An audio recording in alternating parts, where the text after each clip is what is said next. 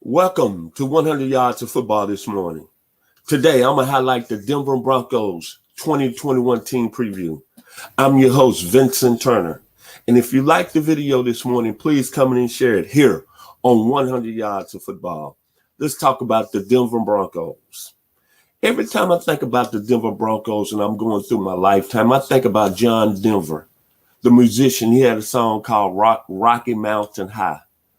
I always think about the Broncos. Then I think about the team that they had in 1977. They went to the Super Bowl and lost to the Dallas Cowboys 27-10. And they had a nickname, their defense was the Orange Crush. And every time I hear Denver, a lot of people think about John Elway. But I think about that team in 77. Ly Alzado, boy, was he nasty.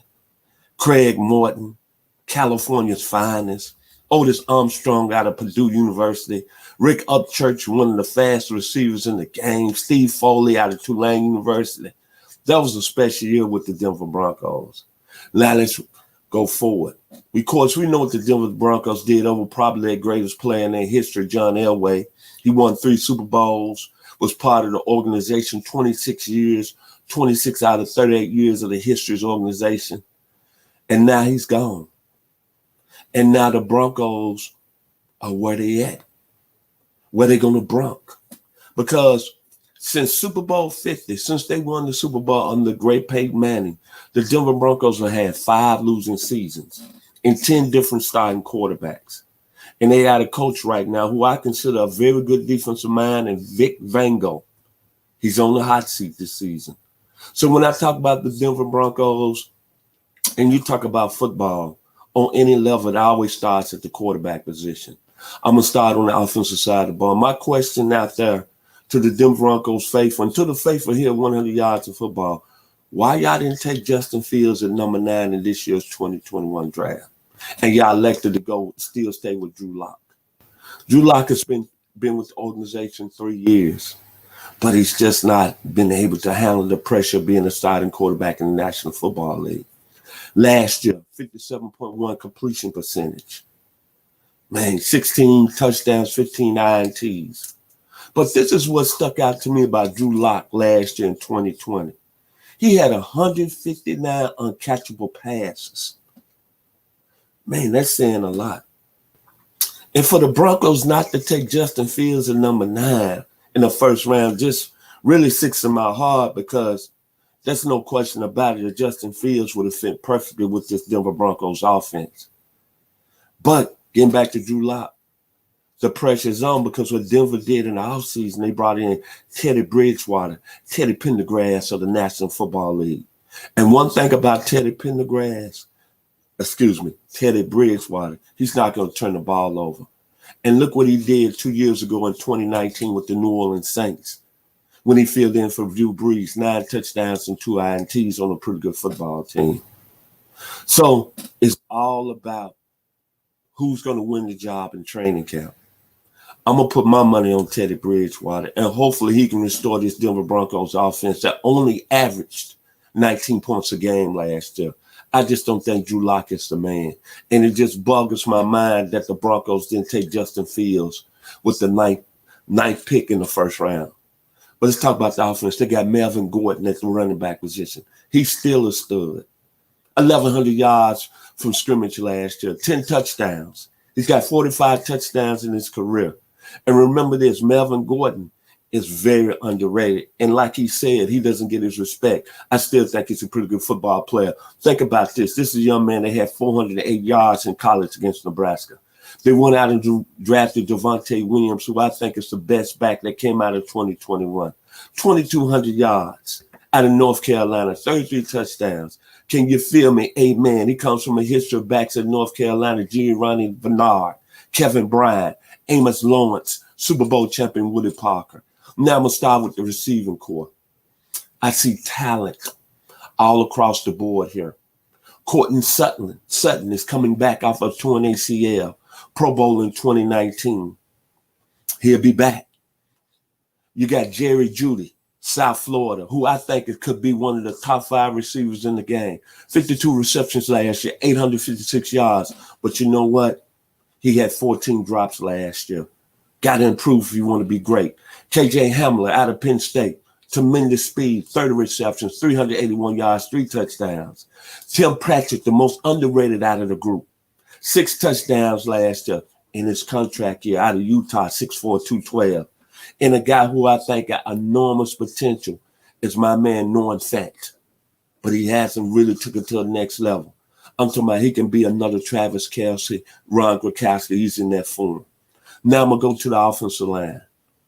I think last year, everybody was surprised so much at how the line played, and Mr. Garrett Bowles, who came into a very serious situation. But what he did, he performed at a high level, then allowed no sacks on the season, and got paid in the offseason. Pretty good football player. Another guy that's real good. Graham Glasgow is a very solid offensive guard. And then I think for the Broncos to take another step with their offensive line, Lord Cushenberry, the third, out of LSU, start playing real well at the end of the season. Now I'm going to go on the defensive side of the ball. The D-line is special, man. Von Miller got hurt to start last season off and missed all of last year. He's 32 years old. I still think he's got something in the tank. 106 career sacks, because you want to know, this is a guy, how quick we remember, he was the MVP in Super Bowl 50, and he was the reason why the Denver Broncos beat Cam Newton and the Carolina Panthers. So I think with him coming back, I think that D-line is going to be special. And one thing about Von Miller, he's a warrior. Warriors, come out to play. Then you got Bradley Chubb out of Hillgrove High School by way of North Carolina State, a Pro Bowler last year. Think about this, in 2018 when Von Miller and Bradley Chubb was playing on that same D-line, they combined for 26.5 sacks. Then they got Shelby Harris, who they paid in the offseason, a very underrated D tackle. Average of the pass deflection on every 29.7 pass reps. That's outstanding. Led the National Football League. Then you got the young man who led the team in sacks from the D-line perspective, Draymond Jones, out of the Ohio State. Phenomenal football player. Then you go to the linebacker position. They got the tackling machine. Remember, Michael Jackson had a song like that, Dancing Machine. That's right. Mr. Alexander Johnson out of my home state school. Can you represent this morning, Alexander? 145 tackles out of the University of Tennessee. And then the secondary. Ooh-wee. They can be special this year. They could be the best in the National Football League. They had so many injuries last year that really caused this defense to go haywire. And think about this. Vic Fangio is an excellent defensive mind. Look at all the defenses he had over there in Chicago when he was a D coordinator. Well, this year, I think it's going to be real critical based on the decision how this Denver Broncos secondary plays, that they're going to be going against Patrick Mahomes twice a year, Derek Carr twice a year. And this is very critical. But I like what they did. They brought in Kyle Fuller. Can we say lock the door? Excellent football player. They brought in another guy, Ronald Darby. Much love to you, brother Bobby Butler, Florida State in the house. Lock the door. Then Kareem Jackson, who made the transition when he came over from Houston to the safety position. He's right now Roll Tide, one of the hardest hitters in the game. And then Justin Simmons. They paid you, brother. The highest paid safety in the game. So that means expectations for you to take it to another level. Can we say Kenny Easley? And then think about this. Bryce Callahan, who I think is the best slot corner, if he can stay healthy, played at a high level under Vic Fangio 2 years ago in Chicago. But he didn't stay healthy last year. In the last 3 years, he's missed 22 out of 32 games. If he's healthy, he's a warrior. Come out to play. And then Patrick Surtain Jr. What more can you say? A star in the rising. He's a guy that's going to fit in real good. So the Denver Broncos have got a very excellent chance to have the best secondary in all of pro football. So when I look at the Denver Broncos, this is a playoff team. They got a lot of serious talent on the offensive side of the ball. It's all about the quarterback position. And when I think about Teddy Pendergrass Bridgewater, I think he's a guy that can eventually win the job because he's a guy that doesn't turn the football over. Mr. Drew Lock, obviously the Denver Broncos organization loves a lot about you. And it's no reason that I'm Really pounding on you today, man. But I'm looking at the stats. I'm looking at, as Mr. Mark Bass say, Dill, in reality, last year, 16 touchdowns, 15 INTs. You had the lowest completion rate in the National Football League at 57.3. And most of all, you have 156 uncatchable passes. But I'm not saying nothing bad about you, because when I think about Drew Lock, I think about Matt Dillon on Gunsmoke. You up against the horses now, brother. You caved in, so it's your time to perform. And I'm not saying Drew Lock is not a special player here today on Just Football, because he did throw for 44 touchdowns his junior year in the toughest conference in all of college football, the SEC. So my final words for the Denver Broncos is all about your quarterback position. I think your defense is going to be really stout. If the Warrior Von Miller stays healthy, Bradley Chubb does his thing on the D-line, you're going to have, I think, potentially the best secondary in the game. But this is the thing with my final words about the Denver Broncos and to your quarterback, Drew Lock. It is the night. My body is weak. I'm on the run. No time to sleep.